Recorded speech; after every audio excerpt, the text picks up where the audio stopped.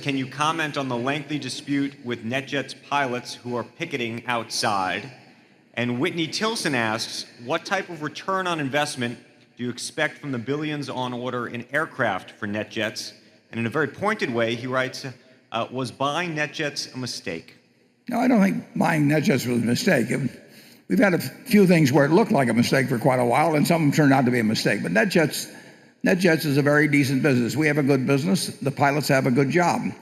And it's not really the right way to look at it, I don't think, in terms of return on investment in the billions of dollars of orders we have, because we resell those planes to owners. And we do have a core fleet that represents an investment, but the investment is held in very large part by the owners themselves. I own, what do I own? 3/16 or something like that of one type of plane that my children use. I own an eighth of another plane that I use, but that's my investment. It's not the Netjets investment. The labor relations at Berkshire, we've had hundreds of labor unions over the years. I mean, literally hundreds. In fact, we probably have hundreds at the present time.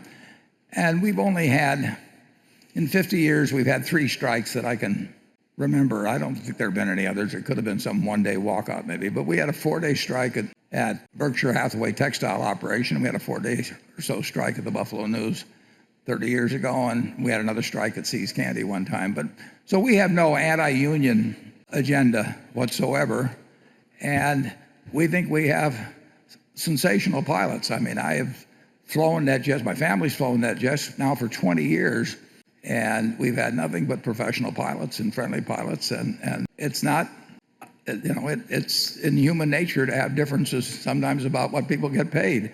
Our pilots make an average of $145,000 a year.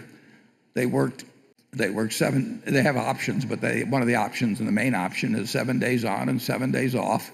We pay for their time to get to where they're based. They can live any place in the country, and compared to our competitors at FlexJets or Flight Options or so on, or in charter, we pay well, but it's perfectly understandable that employers and employees have some differences from time to time, and we'll get it worked out, but that doesn't necessarily come in a day or a week or a month. And our volume is up in terms of flying. Our volume is up in terms of owners, and in the United States.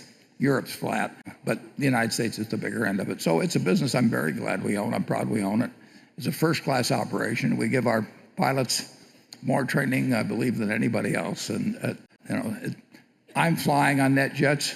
My kids are all flying on Netjets. Our managers in many cases, are flying on it. So nobody cares more about safety. This is not a company where the CEO flies on his own jet and other people fly in other ways. So I get the same planes that the other people get, and the same pilots. I mean, there's no special arrangement. So we've got this intense interest in safety, and we've got very professional pilots. And at the moment, we've got a difference of opinion about a contract, but that will get settled in my view. Charlie?